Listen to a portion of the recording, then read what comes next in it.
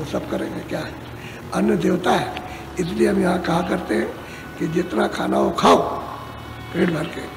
वो हम ये नहीं कहते कि तुम भूखे रहो, लेकिन फेंको पर, एक भी दाना मत फेंको, उसकी इज्जत और कदर करो कि ये अन्न देवता है, अगर हमको नहीं मिला तो हमारे प्राण छूट जाएंगे। इसलिए कहा गोबर ये धन है, इसको खेत में डालो, इससे अनाज पैदा होगा, उससे तुम्हारी रक्षा होगी। पूजा इसलिए कराई थी, तो आप भी तो वहाँ पूजा करती हो उसकी गोबर की। सही बात तो ये है, लेकिन करते करते भूल गए उसको कि गोबर धन है और फिर इसको खेत में डालेंगे तो अन्न पैदा होगा। मतलब सब चीज़ों का, लेकिन न जानने के कारण बस आप करते रहे। किसी ने आपको घर में समझाया तो है नहीं, तो उसको करते रहे। वो प्राचीन आप वो मतलब ये सामाजिक काम हो गया कि हाँ हम इस पूजा कर रहे हैं इसलिए। ये नहीं, पूजा इसलिए नहीं की जाती। पूजा तो मतलब के लिए, वो मतलब हमेशा बनाए रहो तब तो ठीक है। ऐसे ही है अंदर का भी, तो दिया जला लो, वही इसलिए जलाते हो घर में लक्ष्मी आ जाए। तो कौन मना करता है लक्ष्मी आए, कोई मना नहीं करता। लेकिन लक्ष्मी फंसो मत, लक्ष्मी पा के फंस गए तो फिर कर्म बच जाएगा। फिर आप लक्ष्मी पाओ तो उदार रहो, उदार हो जाओ। महात्माओं के पास आकर तो लोगों ने कहा जागीर बेच दी, ये बेच दिया, जो उनके खजाने में था धन दौलत को बांट दिया गरीबों को, और बांट करके उसके बाद में जब कुछ नहीं था, अरे भाई तो वही महल बेच दिया और फाके हो गए बिल्कुल। कभी एक रोटी इधर से खाई मांग के, कभी उधर से खाई, तब तो परमात्मा मिलेगा, और फिर कैसे मिलता है?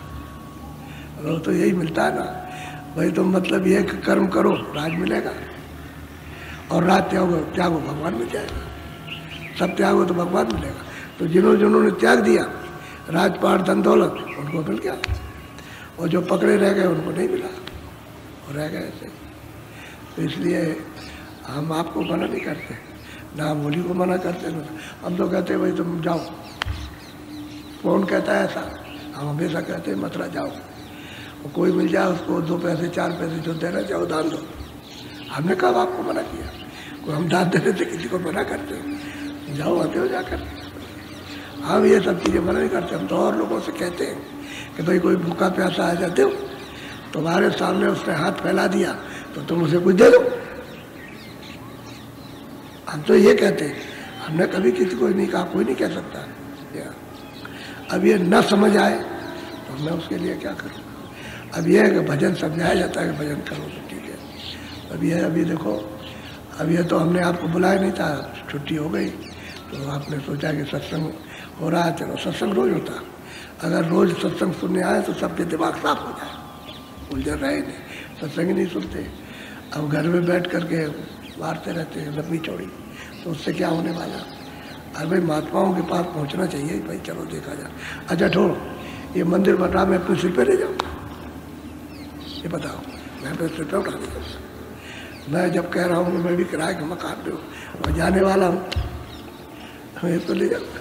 ये तो तुम्हारी सबकी चीज़ जो यहाँ रहेगी उन्हीं के काम आएगा। हमारे काम क्या? हम तो मतलब ये एक महापुरुष का चिन्ह है, और यहाँ छूट जाएगा, और सब किराए का मकान के इसको खाली हो जाएगा, बस हो गया, तो ले जाएंगे। तो लोगों को ये गौरव रखना चाहिए कि भाई ये तो मतलब यहाँ से यात्रा शुरू होती है 84 कोस से, उसी जगह ही से होती है, वहाँ उसी जगह पर एक ऐसी चीज़ हो रही है। तो ये तो मथुरा की चीज़ है, ये सोचना चाहिए सबको। ये बाबा जी की चीज़ नहीं है, ये सबकी है, ये सबका है, मतलब किसी का एक का नहीं।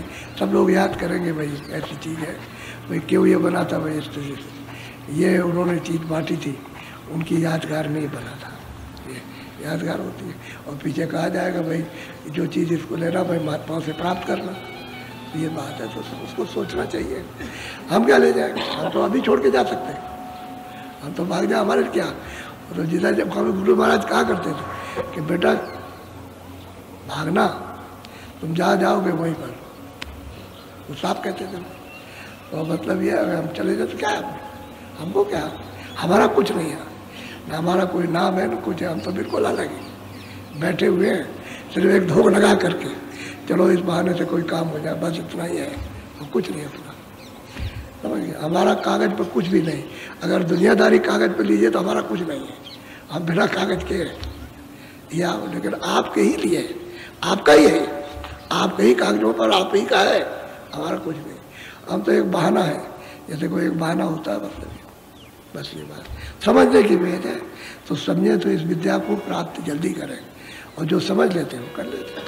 अच्छा, जो समझ जाते करते उनको लोग बुरा कहते हैं कि तुम उल्टे फंस गए, उनको कहते हैं कि उल्टे तुम फंस गए।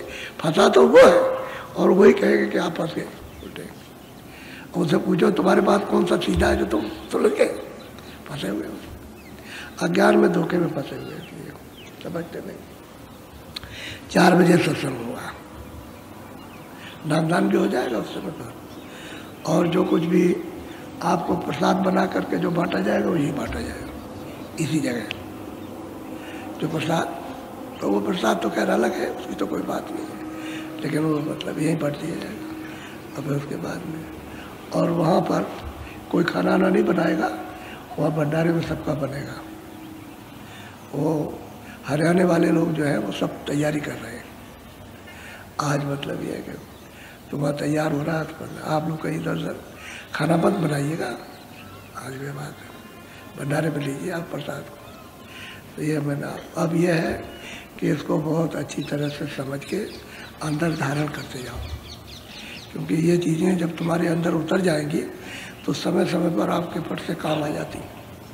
जब जैसा समय जो है पड़ेगा वैसी चीज़ याद हो जाएगी फौरन, कि हाँ वो वचन याद हो जाएंगे आपको, सब तुम्हारे अंदर मस्तक में सब रखा रहेगा। वो तो छेद है, चीज़ें रखी रहती, जब मौका आता तो फौरन मतलब ये है कि याद आ जाती। तो बस उस काम को आप कर लीजिए जब याद आ जाए। इसीलिए तो वचन पकड़े जाते, सुने जाते, उसी को कहते हैं अमल। जैसे कपड़ा पहन लिया, ऐसे ही वचनों का अमल करना चाहिए, वो आपके काम की चीज़ रहेगी। जब मान लो समय आ गया जाने का, तो क्या करना चाहिए वो आपको मालूम हो जाएगा कि भाई जाते वक्त क्या करना चाहिए। फौरन अंतर ध्यान, किसी की तरफ देखना सुनना नहीं, फौरन शब्द को पकड़ना, शब्द को पकड़ के उसके साथ हो जाना, बस आपका काम बन गया। अब आप इधर बात करते रहे, इधर लगाव रखे और मोह ममता किया तो आपको तकलीफ हो जाएगी। शब्द तो गूंजेगा, वो आएगा, लेकिन आप उस मोह ममता के कारण इधर किसी से कुछ बात करो, किसी से कुछ नहीं, और अंतर ध्यान हो जाओ, सब आसानी से पकड़ के ले लेगा, कोई तकलीफ नहीं होगी जरा भी। और वैसे वासना रहेगी तो उसमें जरा सी दिक्कत होगी, शब्द हो रहा और उसकी कदर नहीं कर रहा है। यानी जब पकड़ने के लिए आया है, लेने के लिए, उसमें बैठ जाओ तो ले जाएगा, वो पकड़ते उसी को तकलीफ होती है। इसीलिए तो ये सब भेद बताए जाते हैं कि जाते वक्त में क्या करना है क्या नहीं, ये सब आपको सुनना पड़ेगा। जब समय जिसका भी आ जाए कि ऐसे जाएगा तो उसे क्या करना और आपको क्या करना, ये तो आपने सुना नहीं उस समय पर। नहीं उसको पकड़ के रोने लगे, रोने की क्या तो जरूरत नहीं है, उससे कोई छेड़ाछाड़ी नहीं करना। और ऐसे को कभी इंजेक्शन नहीं लगवाना चाहिए, कभी भी। जब ऐसी अवस्था में हो, जो भजनानंदी हो उसको कभी इंजेक्शन नहीं घबरा के कि डॉक्टर साहब इंजेक्शन दे दो, कभी नहीं देना चाहिए। अपनी इच्छा से उसको जाने देना चाहिए, नहीं तो लोग घबरा करके बच जाएगा बच जाएगा, वो बचने वाली बात करते हैं, तुमने बीच में उसके उस ध्यान में बाधा पहुंचाई, वो नहीं, चुपचाप रहो। ये सब समझाना पड़ेगा आपको, नहीं तो फिर आप कुछ का कुछ समझ बैठते हो, कुछ का कुछ कर बैठते हो। अच्छा बोलो जय गुरुदेव। अच्छा अब जरा ऊंचा ध्यान देखिए, एक वक्त एक ही काम करना। जब आप ऐसे बैठो तो ढीले बदन से बैठो, ऐसे अकड़ के नहीं, पहले समझ लो ऐसे आराम से, और बदन को हिलाओ डुलाओ मत। जब बैठो तो बदन को स्थिर रखो ऐसे, और एक वक्त में एक ही काम। जब आप ध्यान करो तो फिर भजन मत करो, आवाज मत सुनो, ध्यान कर रहे हो आप तो दृष्टि को एकाग्र करो और एक ही जगह पर उसको रोको। और तिल मिल गया तिल पर रोको, आगे दिखाई दे रहा तो उस पर रोको। उसमें भी जो आगे दिखाई देता है, जब आँख खुलती है तो बहुत सी चीज़ें इधर दिखाई, इधर मालूम होती, इधर तो इधर मत देखो, इधर देखो। ऊपर से मालूम होगा कि बाजार का बाजार, तो ऊपर भी मत देखो, सामने देखो। वो सामने सब जगह तिल रहेगा। अब उधर जाओगे, उधर प्रकाश में तो दूसरा तिल है, वो प्रकाश का तिल अलग है, वहाँ का जैसे स्वर्ग का वैकुंठ का तिल अलग है, ये मृतलोक का अलग है। ऐसे ही हर मंडल का अलग अलग तिल है, तो उसी से पता चलता है कि दरवाजा ही है। अगर वहाँ जा करके उस दरवाजे को न देखें तो ऊपर नहीं जा सकते। तो महात्मा बताते हैं देखो तो उस लोक का तिल है वो, उसका तिल ही कहा जाएगा उसका, यानी बहुत